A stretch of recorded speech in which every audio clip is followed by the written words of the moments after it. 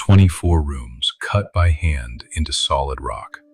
Ceilings 100 feet overhead.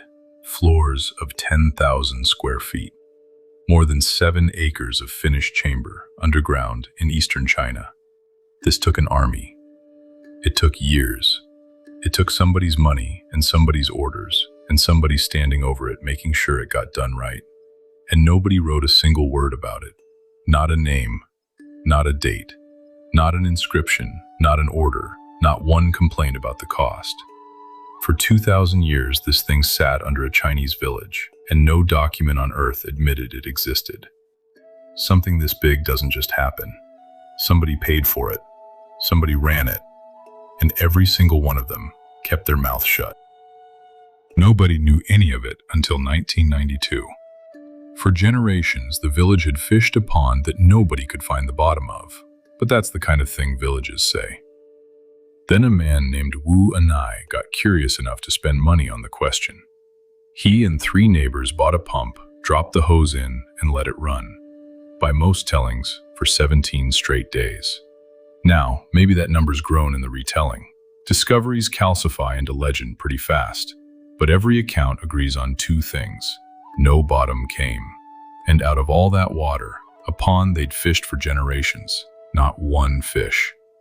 What came up instead was a ceiling, not a rock shelf, a ceiling. Flat, worked, with chisel marks running across it. Walk into the largest chamber today, and the far wall is a long way off. The floor runs to about 10,000 square feet. The ceiling hangs 100 feet up. You could stand a 10-story building in there, and its roof would never touch the rock.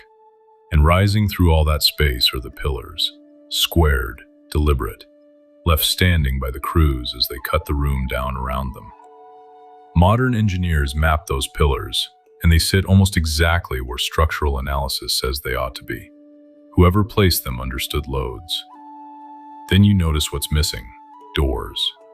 Survey work has never found an original passage joining one chamber to the next. 24 rooms, side by side, each one sealed off from its neighbors. And in places, surveyors report, the wall left between 2 chambers is barely 20 inches thick. Sit with that for a second. From inside a sealed room, by torchlight, there's no way to see where the crew next door is digging. Do that once without breaking through, and you got lucky. Do it 24 times, and you're doing something we don't currently understand. They always knew where to stop. The chisel marks say the same thing a different way. Every surface carries one finish. Bands about 2 feet wide, strokes raked at roughly 60 degrees, repeated across all 7 acres without variation. Nobody freelances like that. A pattern that uniform suggests a specification, written rules, followed by every hand on the job, from the first chamber to the last.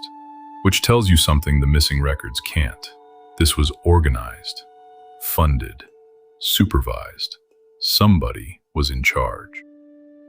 As for when, the evidence is thin.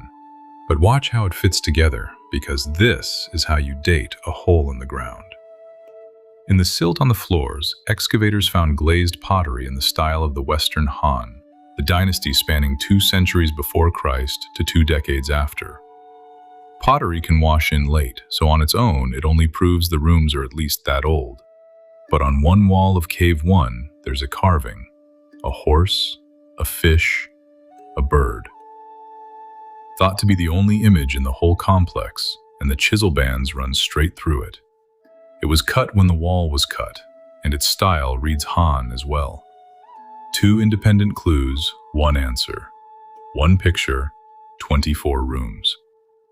That's everything the builders chose to say. And that's what makes this strange, because of who these people were. The Han didn't just keep records. They were obsessive about them. Tax assessments, census figures, grain dispersals, military dispatches, court proceedings, all of it written on bamboo and wooden slips by a professional bureaucracy. Even the slips were standardized. Reports say a document cut too wide could cost the clerk a fine. This was a civilization that wrote down the price of grain in a provincial market. And about 7 acres of hand-cut chambers under a hill, nothing. No decree ordering it. No official claiming credit. No record of who paid or who dug or what any of it was for. The oldest written trace of the caves is a poem from the 1600s, 16 centuries after the fact. And even then, nobody wrote down the job. There's a physical version of the same silence too. Cut 7 acres of rooms out of a hill and the rock has to go somewhere. A heap, a ramp, roadbeds, somebody's foundation. That's never been found either. So, past this point, honesty requires the word guess. Some researchers read the chambers as imperial storehouses, pointing to a Han decree that border counties lay in stores. Tombs are mostly ruled out. There are no burials here at all. And the plainest theory says quarry. People dug because stone is useful. That would settle it, except a quarry is defined by where its stone goes, and this one's stone went nowhere. The best boring explanation has a hole in the middle of it. But one question about Longyou does have a clean answer. Not who made the rooms, what's killing them. For 2,000 years, these chambers sat full of water and nothing failed. No collapse, no major cracking. The pillars carried everything, in the dark, while dynasties rose and fell upstairs. Then we pumped the water out. Siltstone drinks water and swells. Dry it out and it shrinks. Season after season, that breathing drives cracks through the rock. And peer-reviewed studies now name the wet-dry cycle as a principal cause of the fracturing spreading through the chambers. 2,000 years underwater, intact. 30 years of open air, cracking. The water was never hiding the caves, it was holding them together. So the rescue is underway, with everything that implies. Steel collars around ancient pillars, walkways, handrails, colored floodlights. Serious proposals, debated by engineers from around the world in 2024, to wrap 2,000-year-old stone in carbon fiber. And on the walls of one chamber, carvings that weren't there before. Decorative reliefs, added in modern times, cut into the very stone we're trying to save. Think about what that means. They cut 7 acres of rooms out of a hill and left one picture of a horse, a fish, and a bird. We've been here 30 years, and we've already signed the walls.